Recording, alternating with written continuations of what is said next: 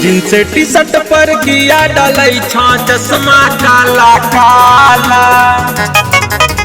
गाँव गली में शोर छो गए तुहरे नाम के हाला। जींस टी शर्ट पर किया डालई छा चश्मा काला काला। गाँव गली में शोर छो गए तुहरे नाम के हाला। चुप टाटी वाला। अब बकर बकर कर माता चोली में मारब ताला। बकर बकर कर माता चोली में मारब ताला। बकर बकर कर माता चोली में मारब ताला।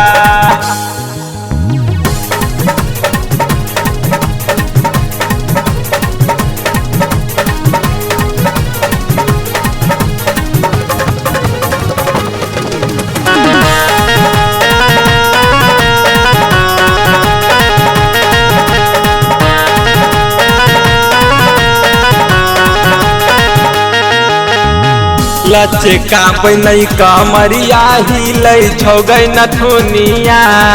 किया गाँव जवार के छौड़ा हंसई छौ पूरा दुनिया।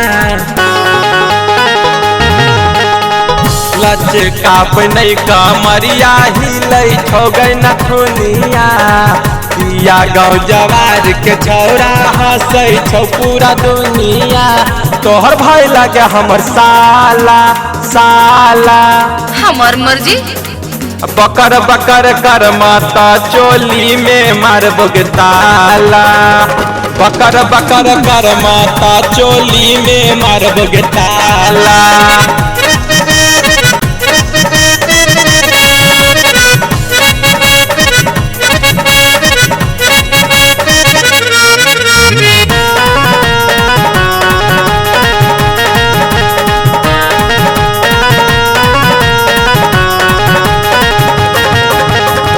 रोड पर तू चलई छाम दोनों खोल के। सबके बिगाड़ दिलही की गे छौरी बोल के। रोड पर तू चलई छाम दोनों खोल के।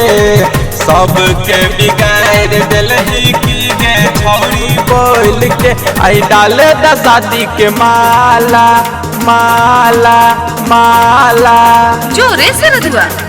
अब बकर बकर कर माता चोली में मारब ताला। बकर बकर कर माता चोली में मारब ताला। की गे छोरी।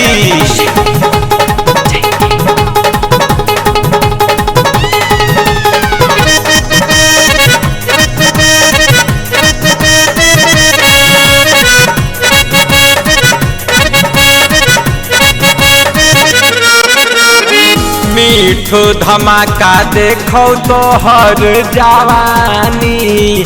कह शिवनाथ जी के लिख कहानी। मीठो धमाका देखो तोहर जवानी। कह शिवनाथ जी के लिख कहानी। आई हनी मुर्गा के मनेबो मनेबो मनेबो। चुप रे छोड़ा। बकर बकर कर माता चोली में मारब ताला। बकर बकर कर माता चोली में मारब ताला। के जींस टी शर्ट पर किया डालई छा चश्मा काला काला।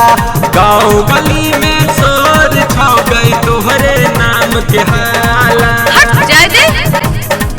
बकर बकर कर माता चोली में मारब ताला। बकर बकर कर माता चोली में मारब